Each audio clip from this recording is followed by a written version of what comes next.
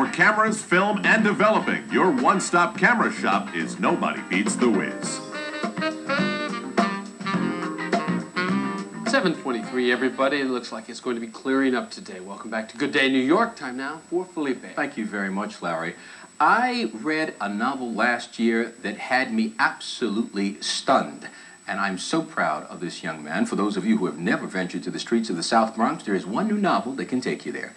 Abraham Rodriguez is here to tell us more about his first novel, Spidertown. Abe, hey man, welcome to the show. Nice to be here, yeah, finally. Listen, your characters, Spidertown is about the South Bronx. Spider is a hustler.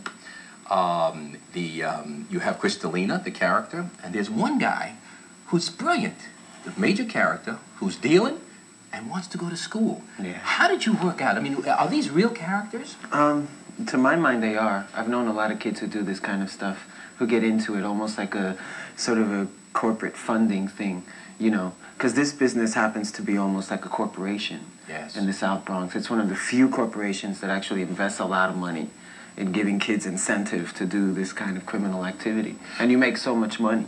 I've tried to explain it to people that many of these guys who are not addicted are like corporate business guys. Mm-hmm.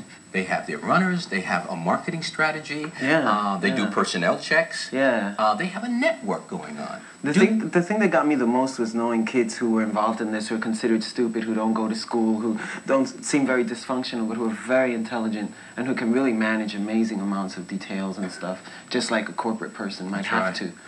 What are his conflicts? The major character is Miguel? Miguel. What are his major conflicts? Well, basically, he's a young guy who's growing up in the South Bronx in a situation you understand, or anybody who comes from that sort of environment understands, where you feel scared, basically. You have to watch your back. There's always conflict. You need to have a group, or a group of people that you can rely on to protect you. And one of his group is Firebug. Firebug. An arsonist who's his roommate. Yeah. Tell us about Firebug. Firebug is an interesting case. He's a young kid who's basically made a living out of being an arsonist.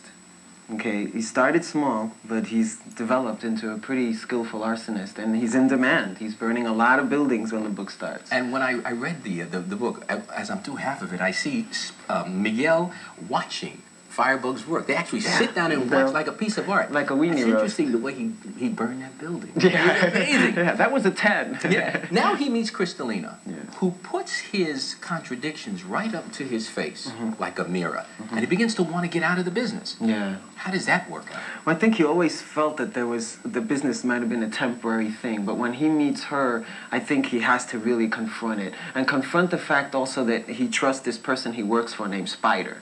Okay, and Spider's an unusual character. He works for this man, but he trusts this man, almost like a brother or a father. Spider's an African-American. He's an African-American. Miguel, as you would know, is Puerto Rican. Yeah, and so his problem is that he has to trust somebody.